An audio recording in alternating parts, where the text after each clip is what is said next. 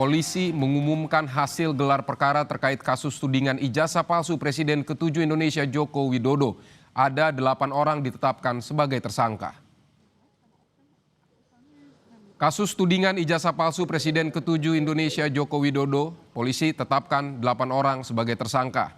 Sebelumnya, Joko Widodo telah melaporkan dugaan fitnah terkait dirinya ke Polda Metro Jaya dengan jeratan pasal 310 dan 311 KUHP, pasal 27A, Junto 32 serta pasal 35 Undang-Undang tentang Informasi dan Transaksi Elektronik atau UIT. Berdasarkan hasil penyidikan, kami menetapkan 8 orang sebagai tersangka yang kami bagi dalam 2 klaster. Antara lain 5 tersangka dari klaster pertama yang terdiri atas nama ES, KTR, MRF, RE, dan DHL. Untuk tersangka dari klaster ini dikenakan pasal 310 dan atau pasal 311 dan atau pasal 160 KUHP. Dan atau pasal 27A junto pasal 45 ayat 4 dan atau pasal 28 ayat 2 junto pasal 45A ayat 2 Undang-Undang ITE. Untuk klaster kedua, ada 3 orang yang kami tetapkan sebagai tersangka, antara lain atas nama RS, RHS, dan TT.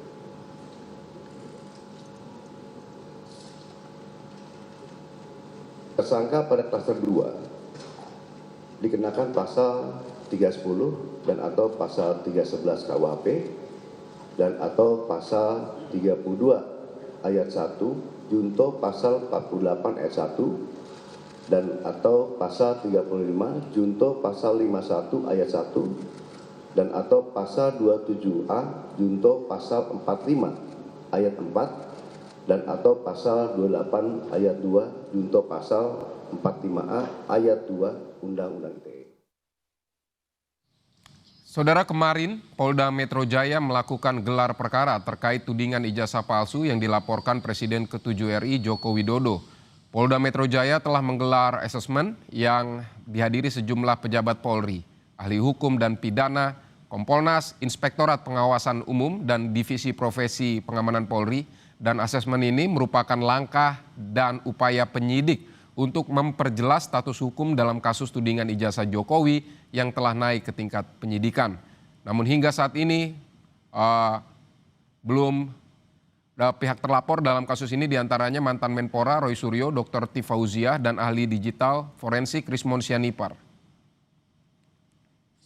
Kepada prosedur yang harus dilakukan, berpegang kepada scientific criminal investigation, dan karena ini berkenaan dengan keaslian dan tidak keaslian, maka pembuktiannya harus bersifat kriminal CCI ya.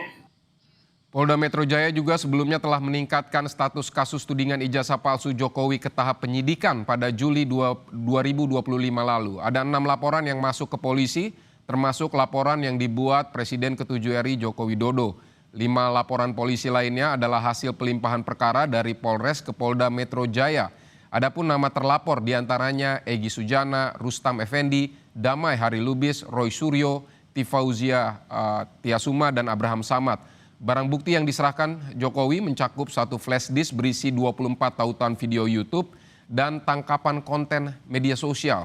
Jokowi menjerat terlapor dengan sejumlah pasal terkait Undang-Undang Informasi dan Transaksi Elektronik.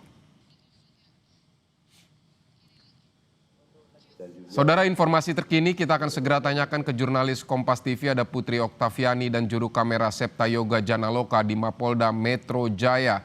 Okta, jadi siapa saja tersangka yang baru saja diumumkan polisi? Selamat siang Vidi dan juga saudara, baru saja beberapa menit lalu sudah selesai dilakukan konferensi pers terkait dengan hasil dari penyidikan perkara tuduhan ijazah palsu terhadap Presiden ke-7 Republik Indonesia yakni Joko Widodo. Tadi disampaikan salah satunya oleh Kapolda Metro Jaya yakni Irjen Pol Asep Edi Suheri. Yang tadi menjadi highlight Vidi dan juga saudara adalah penetapan 8 orang tersangka ini terkait dengan pencemaran nama baik, fitnah, ujaran kebencian, penghasutan dan manipulasi data elektronik yang dilaporkan oleh Joko Widodo. Nah, mereka ini dijadikan tersangka karena dianggap melakukan metode analisis yang tidak ilmiah dan juga meresahkan publik. Setelah sebelumnya kita juga ketahui sudah dilakukan gelar perkara pada 6 November kemarin dan juga sudah dilakukan asesmen bersama dengan para ahli maupun juga pengawas yang melibatkan pihak internal maupun juga eksternal. Nah, Vidi dan juga saudara, menarik tadi penetapan 8 tersangka ini dibagi menjadi 2 klaster. Ini klaster pertama ada 5 tersangka, yakni ada inisial ES, KTR, kemudian MRF, RE, dan DHL. Sementara untuk klaster kedua ada 3 tersangka yakni RS, RHS, dan juga TT. Nah, kenapa dilakukan pemecahan menjadi 2 klaster? Ini tadi disebutkan bahwa berdasarkan fakta penyidikan sesuai dengan apa yang dilakukan atau perbuatan hukum mereka sehingga pertanggungjawabannya ini didasarkan pada perbuatan yang dilakukan masing-masing. Dalam prosesnya Vidi dan juga saudara, ini sudah diperiksa 130 saksi dengan 22 ahli, termasuk juga ada 723 item barang bukti termasuk dokumen asli dari UGM.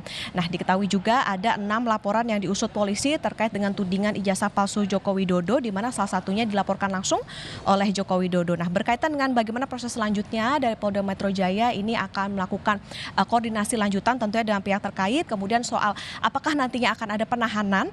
Nah, ini yang akan kewenangannya ini diberikan kepada penyidik. Ada beberapa pertimbangan tentunya nanti dalam proses berikutnya yang akan dilakukan setelah mempertimbangkan pelaksanaan pemeriksaan terhadap tersangka. Nah, untuk langkah berikutnya setelah dilakukan konferensi pers ini, Vidi tadi disebutkan dalam konferensi pers bahwa mereka yang diduga terkait ini akan diberikan surat pemanggilan dan tentunya diharapkan bisa hadir untuk bisa memberikan klarifikasi sehingga hak untuk bisa memberikan klarifikasi tersebut bisa terpenuhi. Vidi? Baik Putri Oktaviani, terima kasih untuk laporan Anda. Kasus tudingan ijazah palsu Presiden ke-7 Indonesia Joko Widodo, polisi tetapkan 8 orang sebagai tersangka. Sebelumnya Joko Widodo telah melaporkan dugaan fitnah terkait dirinya ke Polda Metro Jaya dengan jeratan pasal 310 dan 311 KUHP, pasal 27A, 32, serta pasal 35 Undang-Undang tentang Informasi dan Transaksi Elektronik atau UU ITE. Berdasarkan hasil penyidikan, kami menetapkan 8 orang sebagai tersangka yang kami bagi dalam 2 klaster. Antara lain 5 tersangka dari klaster pertama yang terdiri atas nama ES, KTR, MRF, RE, dan DHL. Untuk tersangka dari klaster ini dikenakan pasal 310 dan atau pasal 311 dan atau pasal 160 KUHP dan atau pasal 27A junto pasal 45 ayat 4 dan atau pasal 28 ayat 2 junto pasal 45A ayat 2 Undang-Undang ITE.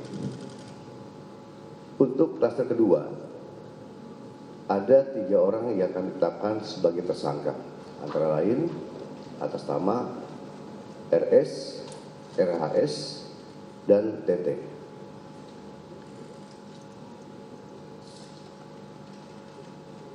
Tersangka pada klaster 2 dikenakan pasal 310 dan atau pasal 311 KUHP dan atau pasal 32 ayat 1 junto pasal 48 ayat 1 dan atau pasal 35 junto pasal 51 ayat 1 dan atau pasal 27A junto pasal 45 ayat 4 dan atau pasal 28 ayat 2 junto pasal 45A ayat 2 Undang-Undang ITE.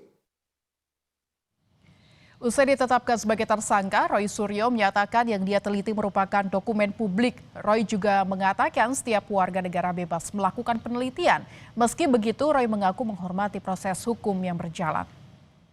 Roy Suryo, selaku pemerhati telematika yang memiliki hak hukum dan juga memiliki hak untuk melakukan penelitian atas keterbukaan informasi publik juga. Jadi Undang-Undang Nomor 14 tahun 2008, penjabaran dari Undang-Undang Dasar 45 pasal 28F dan juga hak yang diatur oleh Declaration of Human Rights ya. Jadi saya bebas atau kita sebagai warga negara bebas untuk melakukan apapun keterbukaan informasi dan penelitian, apalagi untuk dokumen publik. Yang saya teliti adalah dokumen publik. Ya, jadi ini akan menjadi presiden yang sangat buruk ya. Kalau ada seseorang yang meneliti dokumen publik, kemudian ditersangkakan dan kemudian dikriminalisasi. Itu yang sangat buruk. Dan yang kedua adalah kami tetap menghormati semua ini. Dan salah satu kuasa hukum saya adalah juga Pak Abdul Ghafur. Ya, itu salah satu tergabung dalam tim. Ya, tim anti kriminalisasi terhadap kami semua. Dan ada 2 klaster yang saya dengar tadi sudah ditetapkan. Klaster yang pertama terdiri dari 5 orang, klaster yang kedua terdiri dari 3 orang, dan saya perlu mengaturkan selamat juga untuk rekan saya, Pak Michael yang terbebas dari klaster itu, ya gitu. Ya, jadi artinya apa? Saya tetap menghormati penetapan tersebut. Tapi sebaiknya semua masyarakat juga menunggu dengan sabar prosesnya.